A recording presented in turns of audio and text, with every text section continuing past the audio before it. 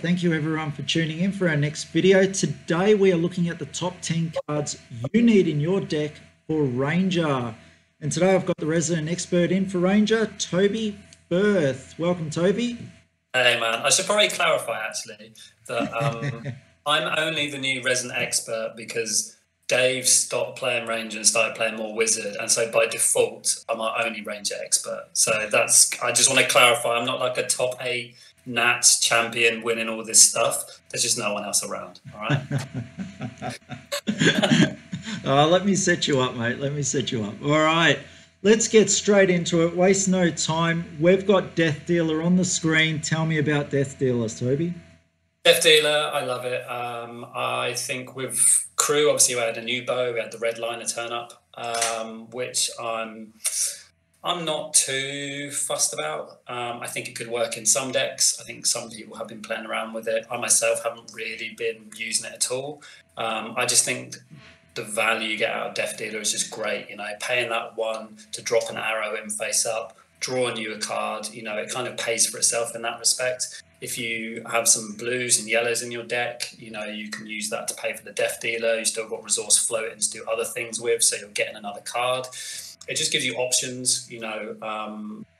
You could draw into something like, you know, a generic go again, like a Rabble or an Enlightened Strike, and it just gives you more options for your turn. And more options is good. You know, you can filter stuff out. You can pitch a card you don't want to replace it, essentially. So yeah, I think for me, Death Dealer is number 1. Yeah, nice, excellent. All right, next card we have is Skull Bone Crosswrap. So the Ranger Legendary. I think the ability on this it just goes so well with what you're trying to do with Ranger and the Azalea ability.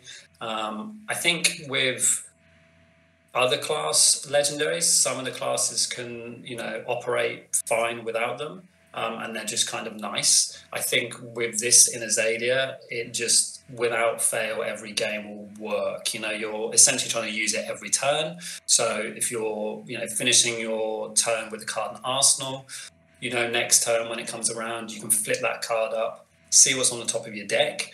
And then obviously with Azalea's ability, what you're trying to do is get arrows from the top of your deck into Arsenal to give them dominate. So to be able to see what that arrow is, so you're not blindly kind of flipping cards out to try and hopefully hit an arrow, is just so good.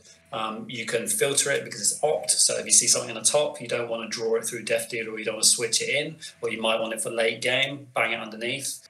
If you can see your top card and it's something like a Plunder Run, you can then switch out what you have in your arsenal for a Plunder Run, play that out, and then you get all the benefits from Plunder Run.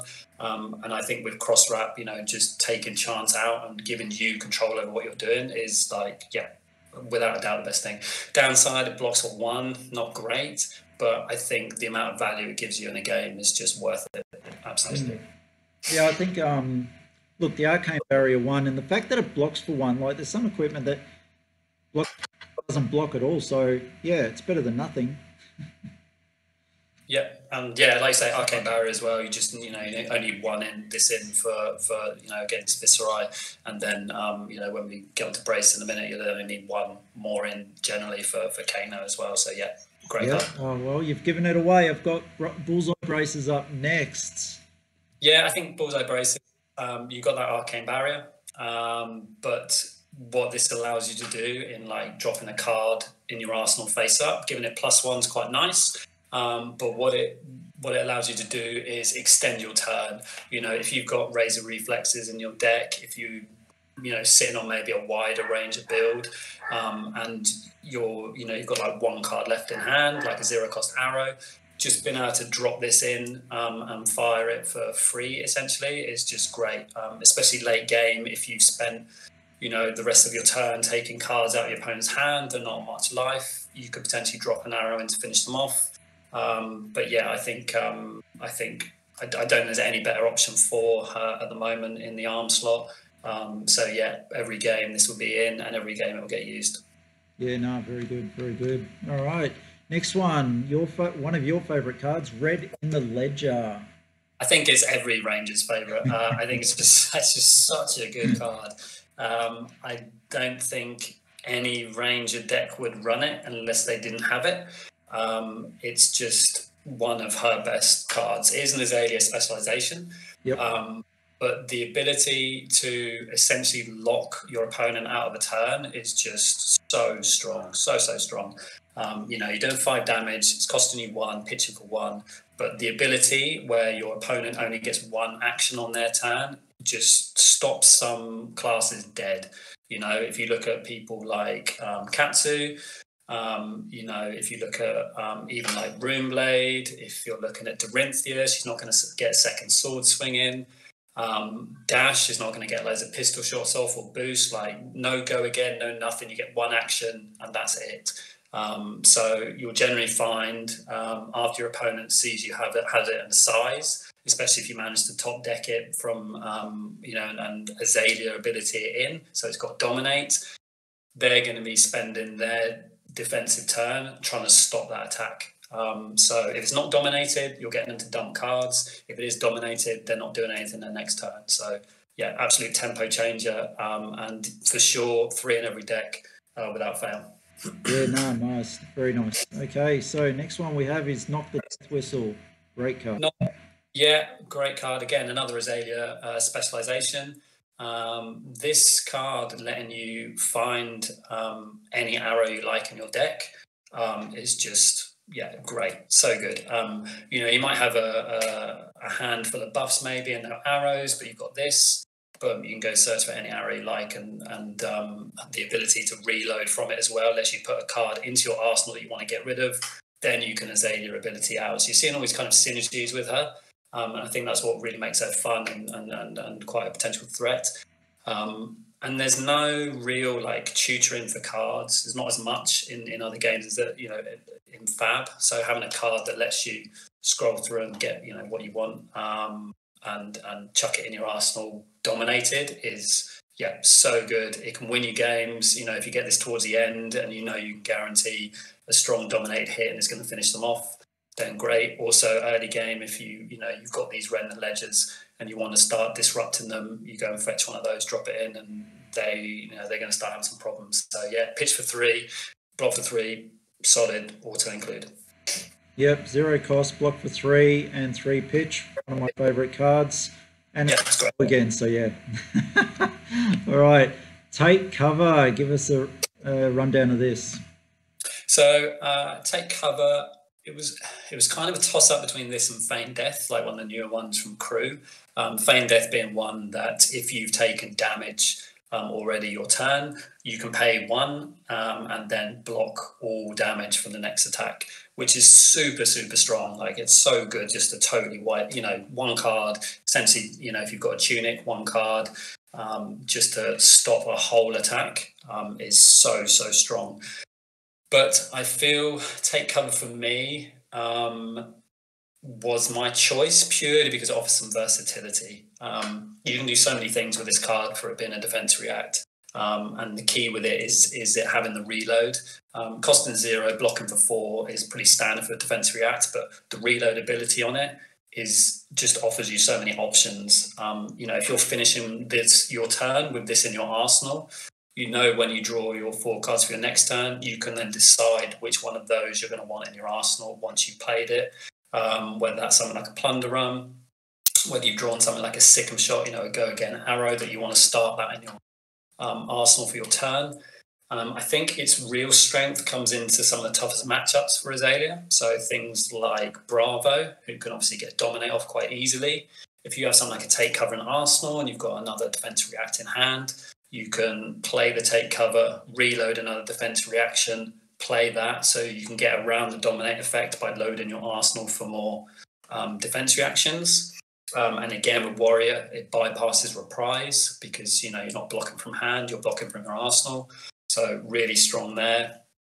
If you draw this turn 1, when you're blocking, you can then arsenal a card, and then when you draw back up, you're then drawing 2 cards. So you've gained yourself an extra card on your first turn, which is like super strong. And then if you're into running the new traps, you know, they have to be played from arsenal. So again, it comes into that having it in arsenal, and then you can reload a trap into them, follow up with another defensive block. Yeah, nice. All right, we'll move along here with Take Aim. Take aim, you know, I mean, it's great, and you know, you're getting on the red version +3, on the yellow version +2, on the blue version +1, and you have the ability to reload as well. Blocks for 2, which is not great, especially in Ranger, but having the ability of a buff and a reload, again, it gives you options. You know, you can start this in your arsenal. You can use something like Crosswrap to flip it up and see what's in the top of your deck. If it's a card you want, you can then play the Take Aim. You can drop something in you don't want, filter that out with Azalea's ability, and then you've got, you know, a dominated +3 arrow in there. You can also use it for things like Plunder Run. So you can Take Aim, drop your Plunder Run into Arsenal, play your Take Aim, and then Death Deal your arrow in. So now you've buffed it for 6 and getting the ability to draw a card afterwards. Yeah, it's just options. I tend to run all 9, so I've got some good pitch and some good strength buffs. But yeah, blocking for 2 can hurt. You know, if you draw 3 of these out of your 4 cards and you're trying to defend, like, good luck. But I think the benefits far outweigh the negatives. So yeah, definitely a great card. Yeah, nice. Now we're into our last 3 cards, so we'll get straight into them as well. We've got Remorseless. I know you love this card. Remorseless, yeah. I think Crew has done some great stuff for Azalea. Before, you know, like we touched upon Red and the Ledger, that was really our only real card that people were scared of. You know, people had to block against Red and the Ledger, but any of the other arrows, the effects were like, you know, not bad, but not really enough to make them go, oh, I need to stop this arrow hitting. It'd just be like, meh, it's not going to disrupt too much. Remorseless, like, will disrupt a lot of classes. I think, you know, 5 strength, costing 1, that's pretty standard for our sort of higher tier arrows. But the ability that if you put this in your arsenal face up, your opponent can't block with defense reacts from arsenal is, you know, I think super strong. I think a lot of the problems that you'd run into with Azalea before would be that you'd buff a, you know, dominated arrow, and then you just get unmovable from arsenal and then another defense react from hand, and all that work will kind of go to waste. Having this stopping that from arsenal, like, is huge, I think. You know, where people have unmovable sitting in arsenal waiting for these turns where you're going to get a dominated arrow come across and then fire it across, this one just stops that. And you know, the added ability of, if it hits on your opponent's next turn, any time they play an action card, they lose a life. It's great. You know, it's free chip damage. You know, especially again, if you're against people like Katsu, Runeblade, you know, even someone like Kano, who's going to be doing a lot of actions. Every time they're doing that, they're taking a life. So this is an arrow that, again, it comes into the category Red and the Ledger, where they're going to want to stop it. So they're either going to be dumping cards to not let it hit, or they're going to be taking damage on their turn. So again, you're getting a lot of benefit from it and causing a lot of disruption. Yeah, this is a crippling card late in game. I tell you what, especially if for sure from it. Absolutely, yeah. It's like, you know, you're just doing like a mini Kadachi to them on their turn when they're playing cards. Like, you know, who's not going to want that? It's great. All right, second last card, Sleep Dart. I know you like it. Sleep Dart, I think every Ranger player likes it. I think this is MVP from Crew. I think this is the best card we've been given. Again, it just plays into that disrupt. I think that's the key with Azalea at the moment, is you want to play the disruption game. You want to make it so your opponent can't do what they were planning on doing, so you can get that tempo edge and then build on top of that. Red cost 1 and strength 5, but the ability to block out your opponent's hero ability is so good. Obviously, some classes, like if you're playing against Dash, it's not going to make any difference. You know, someone like Bravo, like, yeah, they're not going to be able to dominate, so it takes a bit of heat off, but it's not going to like stop them attacking you so much. If you hit this against Dorinthia, she's not going to be swinging with her sword for a second time. If it lands against Katsu, he's not going to be doing his Katsu ability. If it hits Kano, he's not going to be doing anything really of any merit. and it's going to slow him right down. It's going to force him to have to do his Kano ability because he knows he's going to be able to use it next turn. So it really disrupts those guys. Rune Blade, you know, you're going to stop them making extra rune charm tokens. You know, so I think, yeah, again, it plays into that disrupt and it really messes with the opponent's turn. And again, it's forcing blocks, or if it's dominated, you know, it's going to cause some issues for them on their turn. So yeah, absolutely killer. Run all red and yellows as well, I'd say, for sure. Yep. Last card we've got is Increase the Tension. Increase tension. Love it. I think, again, the downside with this card is the block for 2. But I think, you know, it's just, I think it's just great, especially when you look at something like Remorseless. So with increased tension, not only are you getting a buff, but you're also preventing them from blocking it with cards they want to block with. So not being able to use defense reacts from hand, great. Now if they want to block your arrow coming in, they're going to have to be using cards that they want to attack with on their next turn. So you're causing that disruption again. You know, couple that with a red and a ledger, they're only going to be able to block with the defense react from Arsenal. Couple it with something like Remorseless, you've got yourself like a pseudo Command and Conquer. You know, it's like no defense reacts. And then if the Remorseless hits, they're taking damage next turn. So yeah, it just adds, you know, more power, more disruption, and makes opponents make choices they don't want to have to make. So yeah, all red, run 3, could potentially run yellow as well, but once you start adding in too many of these 2 defense spot cards, you can kind of put Azalea in a bit of a tricky spot. So, but yeah, definitely something to play around with, and I would, yeah, always get all red. Yeah, just love the artwork on this card, the behemoth. Big old bow. Yeah. All right. One card that you missed out on, that you're umming and ahhing about, I've put it up on screen right now, is Endless Arrows. Why did it not make the cut over the others? I love Endless Arrow. I think it's a great card. I think the ability is awesome. You know, if it hits, you get it back in your hand. It recycles itself, and not only does it recycle itself, but it recycles itself there and then, so you could utilize it right away. Costs 0, which is awesome. Hits for 4, which is an awkward thing to block for. I think the reason I took it out compared to the other arrows is that to get the most out of this requires quite a lot of moving parts. You know, you need to have go again. So you'll need to make sure you've got razor reflexes or rapid fire or playing the new perch grapplers to get that go again. But if you do get it off, like if you couple this with, you know, rapid fire, so all your arrows have go again, you can string 3 to 4 of these in a turn if it doesn't get blocked, which can be like huge, because, you know, you're going to have to use these like take aim cards to get it back in your arsenal. They're also giving it buffs. You can also dominate it.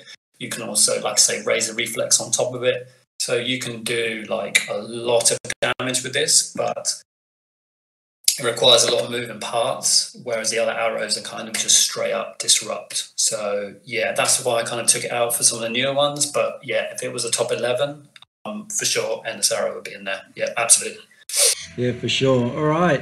Well, thank you, Toby, for taking the time with us, and thank you all for taking the time and watching this video for the top 10 cards that you need in your Ranger deck. Yeah. So it's goodbye from me, and goodbye from me. Cheers, guys. Yep. Have a great one. We'll see you on the next video. See you all.